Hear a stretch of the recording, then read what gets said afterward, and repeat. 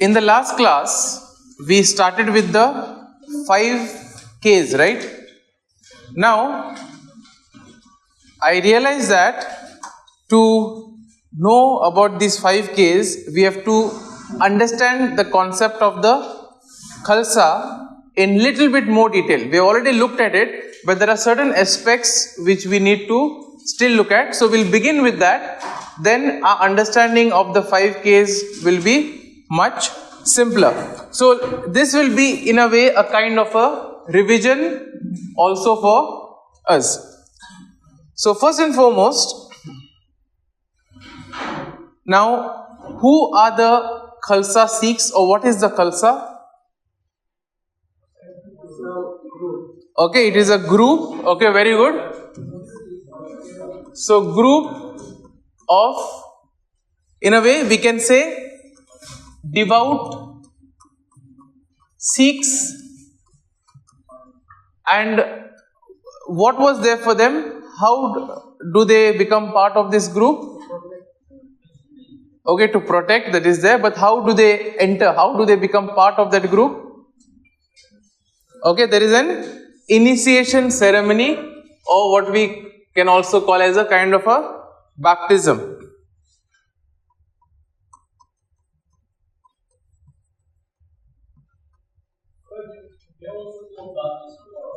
No, we'll come to that. We'll come to that. It is called Amrit Sanskar. Okay, we'll come to that later on. Okay, so now we see that who was the person who in a way established the Khalsa? Guru Gobind Singh. Okay, now this was started on the day of the Hindu New Year, that is the festival of Vaishakhi, to unify the Sikhs to fight against oppression and uphold justice and righteousness. So now, when we saw the concept of Khalsa, what does the Khalsa mean? Or what is the root word or some with regards to Khalsa?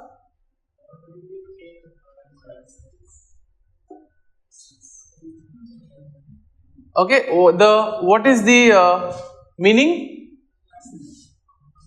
It comes from the Persian word which means pure.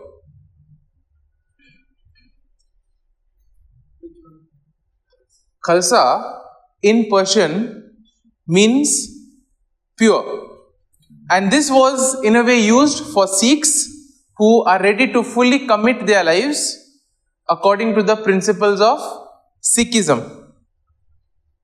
Now, when we spoke about this initiation ceremony, it is called as the Amrit Sanskar.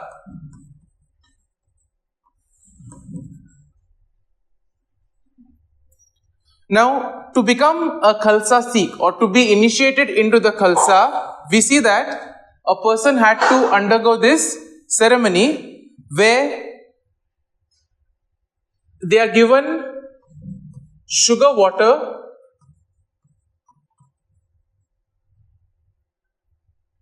that is stirred with a sword. Okay, so sugar water stirred with the sword, and after this they also recite prayers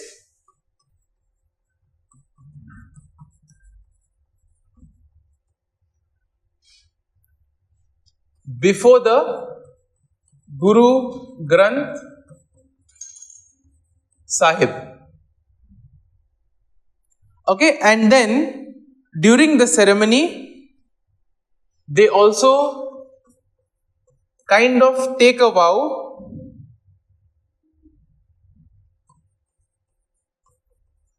to follow the 5 Ks.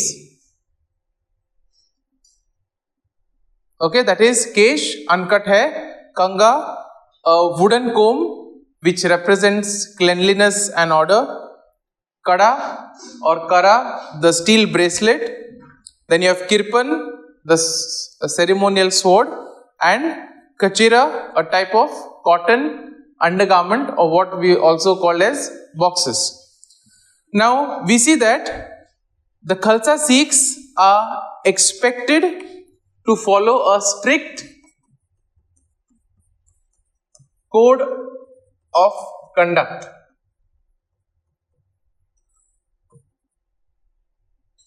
Okay, and this is called as the Rehat Maryada.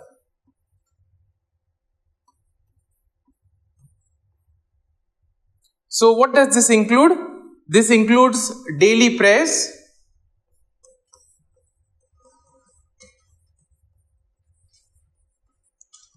it also includes service to others, also selfless service, maintain the 5 Ks, abstain from alcohol, tobacco, drugs, adultery, etc. Okay, and also upholding truth, justice, and equality.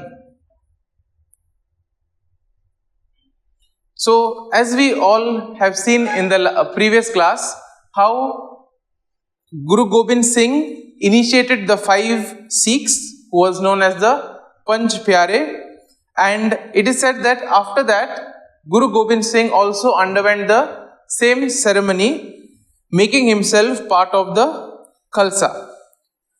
Now, we have to make a distinction between the Khalsa Sikhs and you have also the non-Khalsa Sikhs. So we see that we all know now who are the Khalsa Sikhs. They are the ones who have undergone this initiation ceremony. They have to follow the 5 Ks strictly, and apart from that, they have also a strict code of conduct, which is daily prayers, selfless service, maintaining the 5 Ks, abstaining from alcohol, tobacco, drugs, adultery, and also upholding truth, justice, equality. Now, who are the non-Khalsa Sikhs? These would be the ones who have not been initiated into this ceremony, and these would include majority of Sikhs worldwide. These are the ones who have not undergone this initiation ceremony, and for them the 5 Ks are not mandatory.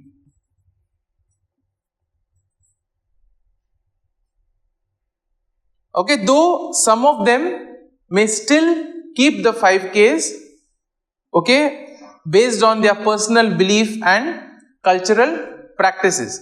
But we see that these 5 Ks are not mandatory. Yeah. So even we see the 5 Ks are not mandatory. The other observances are also in moderation. Okay. So as when we looked at Jainism, we see that for the priests and the nuns, it is strict observance. When it comes to the lay people, there was little bit of moderation here and there depending on their circumstances. Now here we see that many non-Khalsa Sikhs also would keep the hair uncut. Okay, some of them cut it. Okay, which also addresses the question when we see some of them who cut Okay, because they come under the category of the non-Khalsa Sikhs. Others may also wear the kada or the kara, that is the steel bracelet. So this also, they do it either because of their personal faith, because it helps them to give an identity, or also it gives them a connection with the Sikh faith.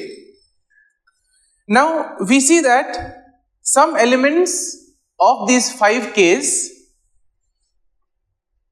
okay, have entered. Some of these have entered into cultural practice.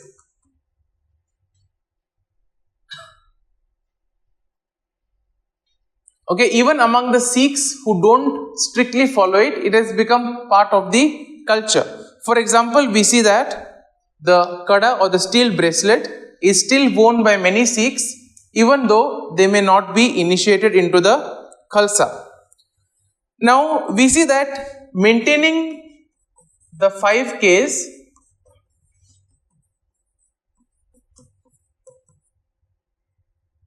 can also be challenging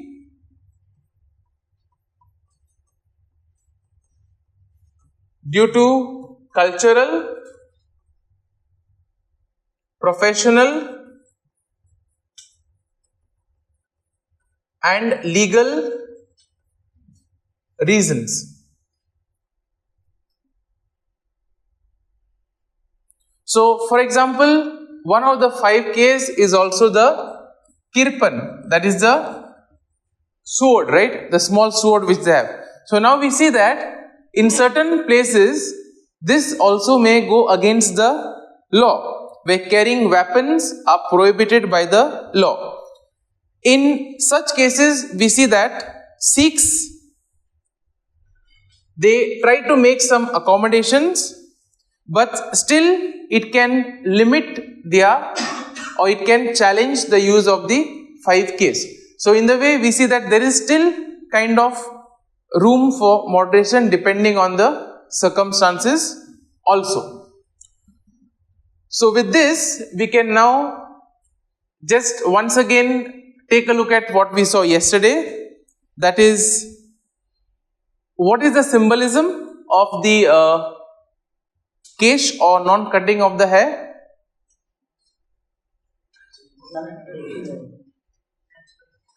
So in a way it also is accepting the natural form.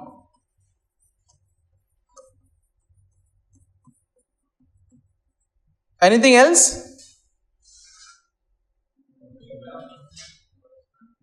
Okay, it also a commitment, good.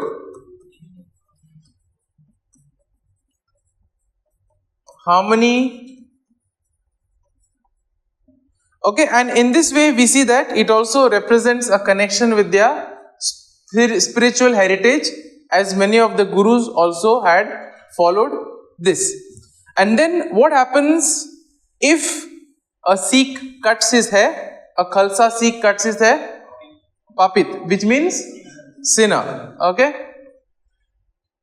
Now we come to the next element, that is the kanga or the comb. Now this kanga is a small wooden comb, and the main reason is to keep the hair tidy, or in other words to comb the hair. Now this is worn in the hair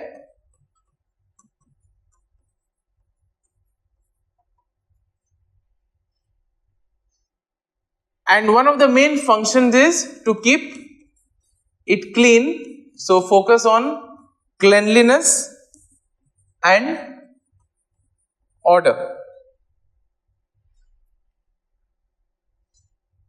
Apart from that, it also emphasizes a sense of discipline, so at the same time we see that while they have to keep long hair or uncut,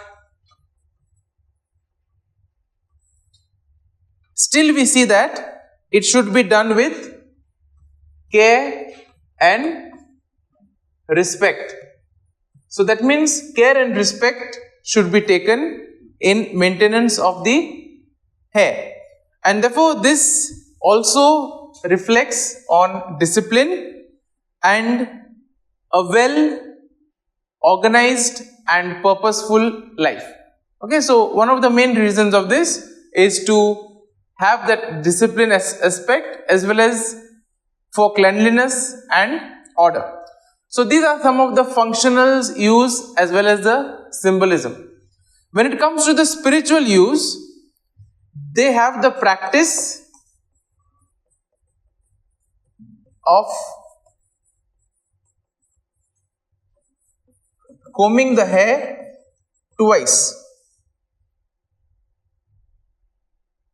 So why twice? Because in a way for them it serves as a reminder, or it acts as a reminder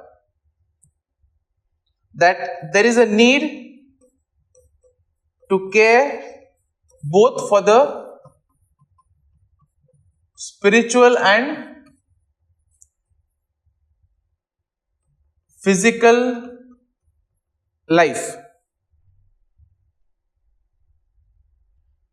So here as we see that you need, so basically what is the understanding here is that, okay, you have accepted the natural order, okay, so you've accepted the natural hair that you have got. Now it is your duty to also maintain it.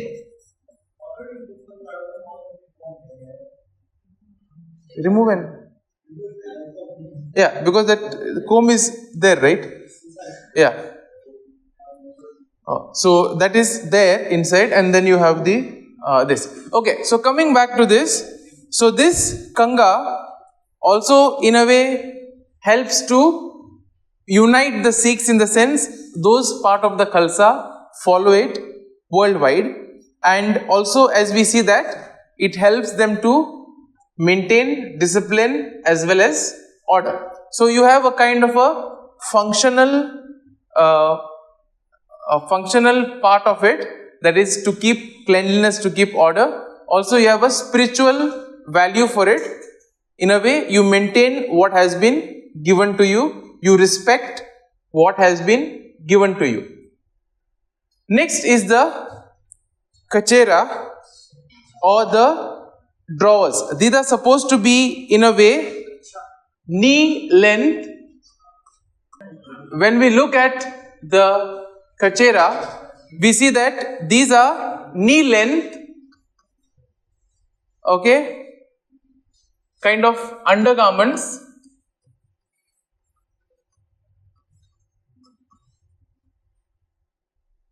So these were basically worn by soldiers in the ancient times because it helped them for movement as well as ease in battle.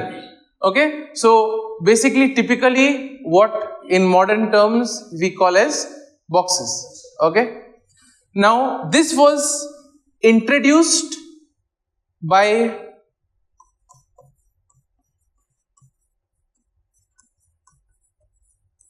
Guru Gobind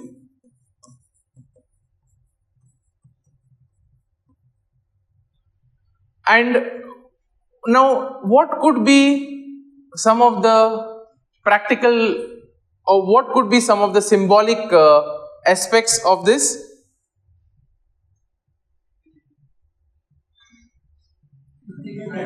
No, just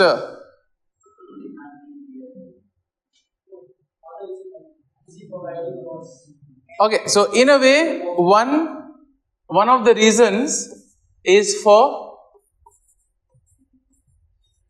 readiness for action.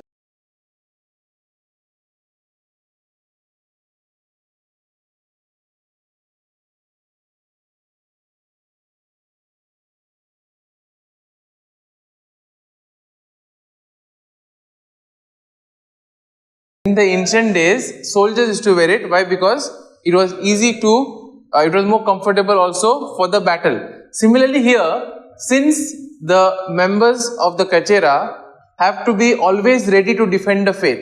So this was one of the reason why the Kachera also was in a way symbolic for them. Next is also for self-control and chastity. So as I said earlier, it was a practical kind of a garment for soldiers which allowed them for quick movement in the battle as well as physical activity. Now let's come to the, when we speak about moral conduct, okay, so this represents a commitment to modesty, self-discipline,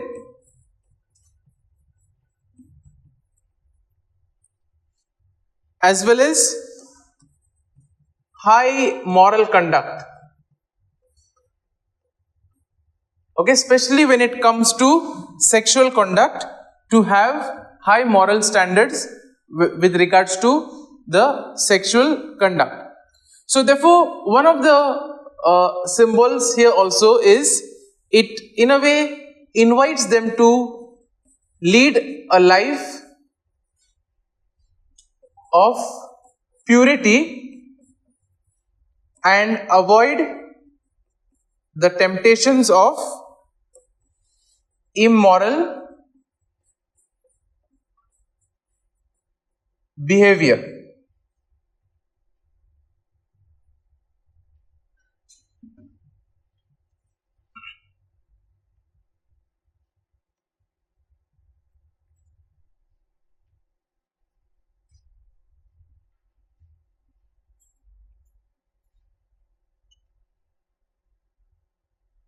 So with this now, we can now move to the fourth symbol, that is the kirpan or the sword.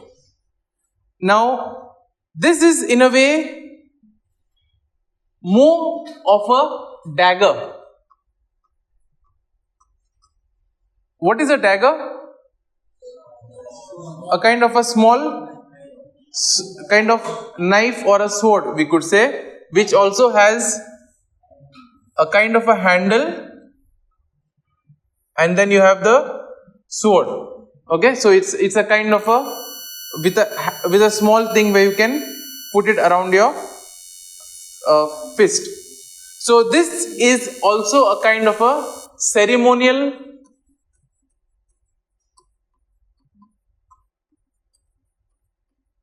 sword or dagger, as we can call it, and this represents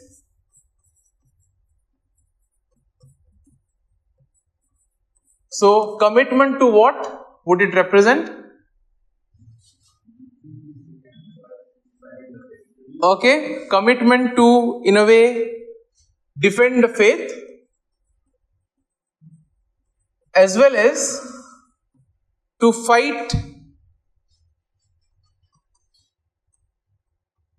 for justice as well as protect the weak.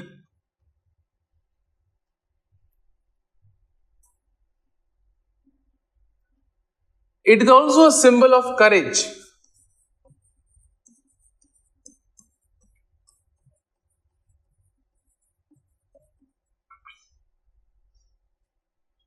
Self-respect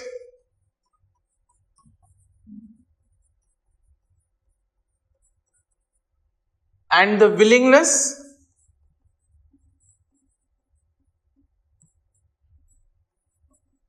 to fight for righteousness.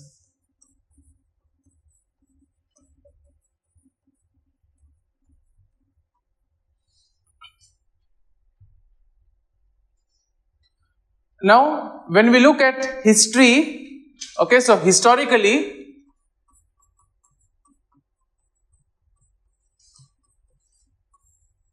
this also had a very practical purpose. So, it was a weapon for self-defense. Obviously, now things are much more peaceful. You don't have that much kind of how earlier, they were looked with suspicion. The situation now is quite different, and as a result of it, we see that now it serves as a symbol of courage and the willingness to fight for righteousness. Now, when it comes to the spiritual significance, it is very clear that the kirpan is not to be used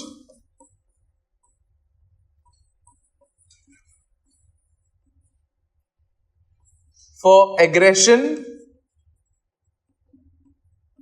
or personal gain. Okay, but it is solely to be used for defense of truth, justice, and protection of others.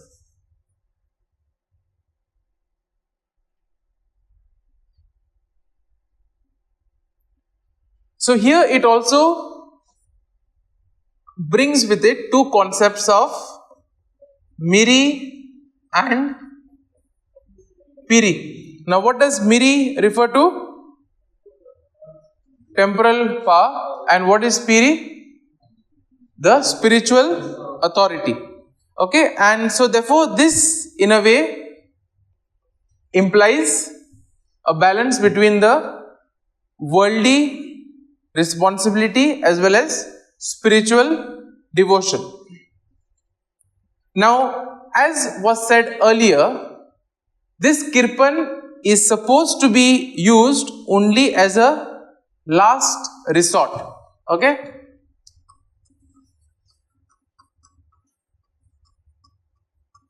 When all other peaceful means are over, okay, of resolving a conflict, all other peaceful means can no longer be used, then only you are supposed to resort to the kirpan to establish peace or defend faith, truth, and protect others.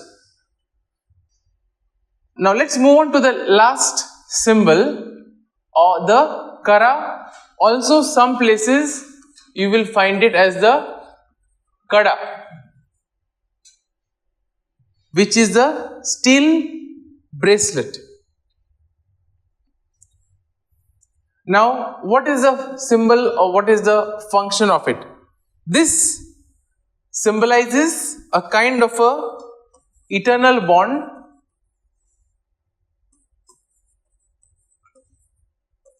between the Sikh and God. Also represents unity,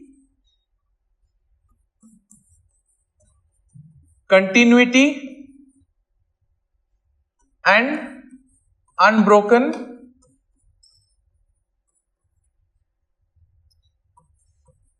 connection. Okay, similar to what we also have in terms of the wedding rings, right? Which also symbolizes connection, unity, and a kind of a bond that has been created. So here we see that this is worn on the right wrist.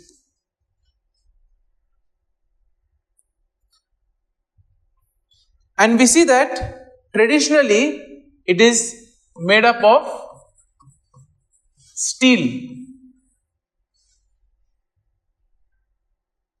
And this is a symbol of strength as well as resilience. That means able to resist any challenge, any difficult power or force. Now, this also in a way reminds them to stay true to the principles of Sikhism.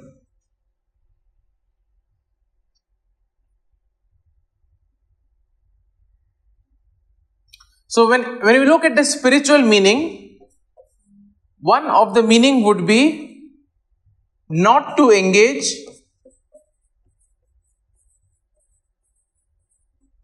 in wrong acts. Okay, so anything wrong, not to engage in that, and also that it is a reminder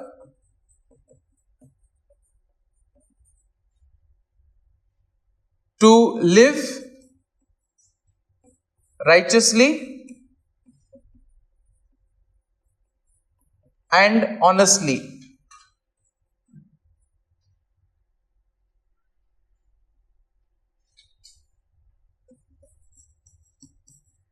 Guided by will of God. Now we see that some interpretations, okay, also try to draw a comparison between the Kada and the Raki. Okay, so what is the Raki?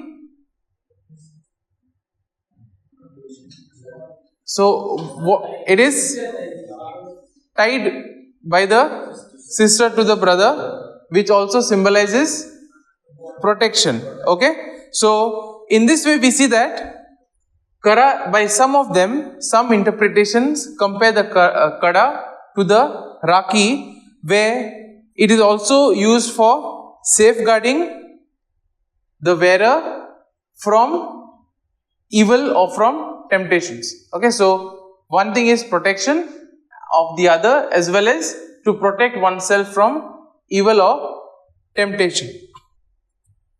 So now, as we have dealt with the 5 Ks, what can we understand about their concept of God?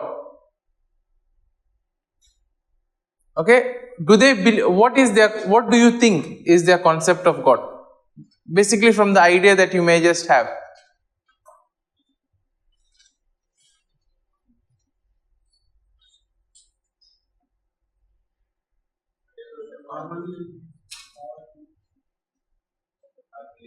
No, from the general, whatever we have done so far, just,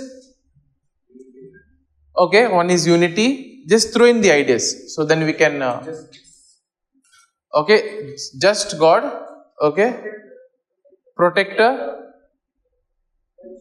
righteous, okay, basic question, do they believe in one God or many gods? One God. Okay, so we see that monotheism is something that they believe in the oneness and unity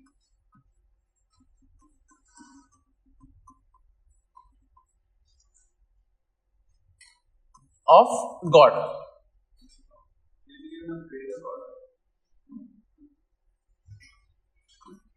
So we see that this concept was emphasized right with the first Guru, Guru Nanak.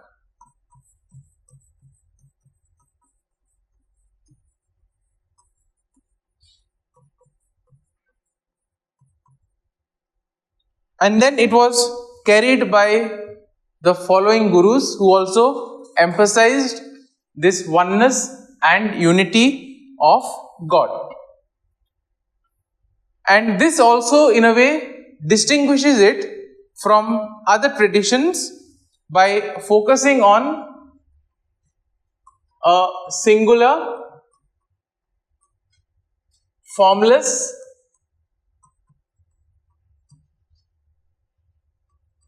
and a creative God. Okay, a God of creation. And here we see that this transcends the multiplicity of deities that we have in Hinduism, and also the rigid theological structures of Islam. So in a way we see that there is a kind of a mix of both over here. So even Islam, we see that, believes in a singular formless creative God, and so it moves away a little bit from Hinduism in the sense that it does not believe in the multiplicity of deities, in numerous deities, and at the same time it does not also hold on to the rigid theological structures of Islam. So it does not have the rigid structures which Islam have. So first we take a look at the unity of God. Okay, so we see that there is absolute unity of God. Now, God is not seen as one of the many deities. Okay, but God is one. So He is one true, singular, divine being. Okay, so He is a one true, singular, divine being. And therefore we see that in Sikh theology, God is both immanent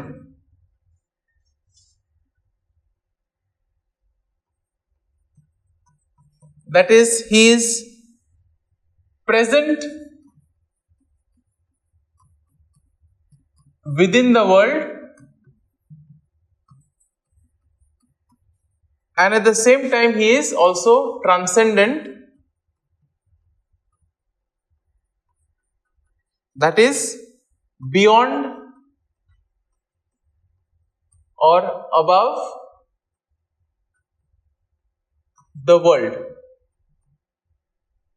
Okay, so He is in the world, at the same time He is also beyond or above the world. So you have immanent,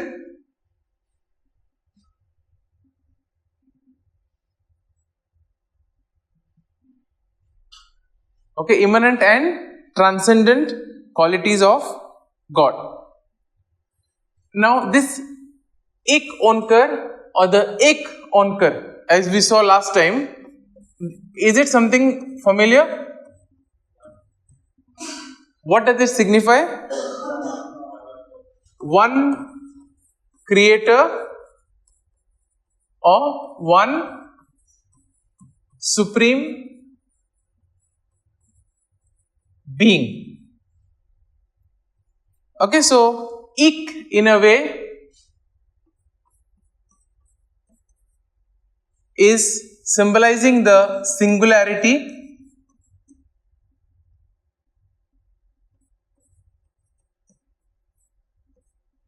and at the same time the uniqueness of God, and Onkar. So this in a way is a derivation of Om in Hinduism. Okay, Onkar, which symbolizes the creative aspect of God.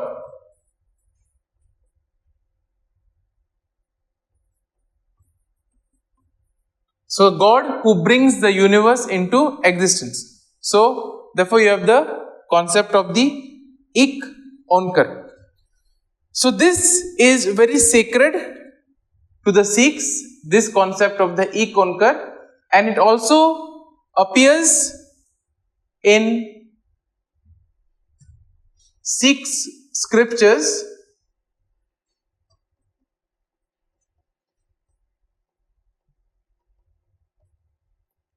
as well as in the Gurudwara.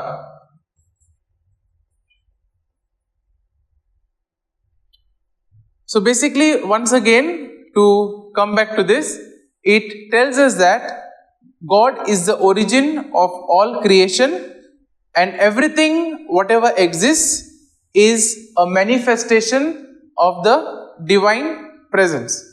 Okay, do we have something similar to this in Christianity? Okay, so that means we are made in the image and likeness of God. Okay, so therefore here also, when they speak about the ik onkar, everything is in a way a manifestation of the divine God.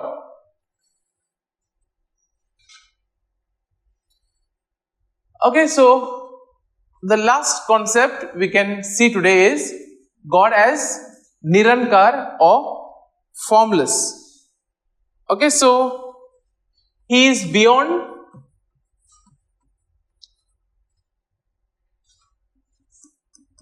the limitations of physical form or material existence.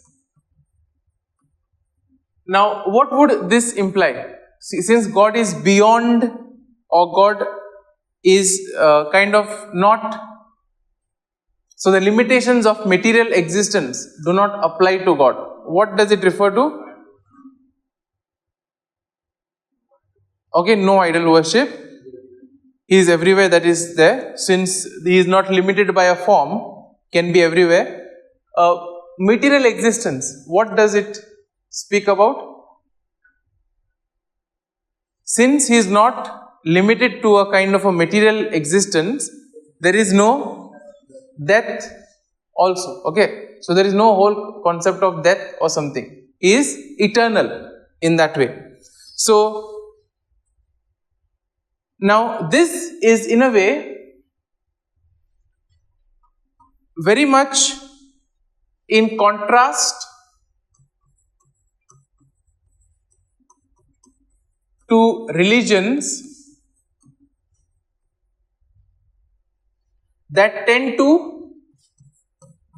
anthropomorphize God. Okay, so let's take a look at this term. What is anthropology? Any idea? Study of human beings. Okay, so now when we speak about anthropomorphize, it means applying human characteristics to God. Okay, so in this case we see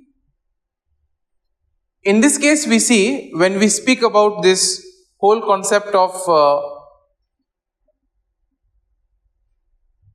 anthropomorphizing God, or even giving certain physical characteristics. So for the Sikhs, we see that they do not confine or restrict God to any image or idol, statue, or any particular place. So God is everywhere.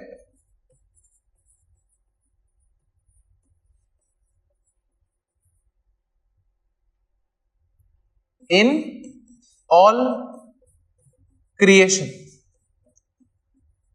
So they do not give these physical characteristics or human characteristics to God, and they also don't try to portray God in image, in idol, or in statue.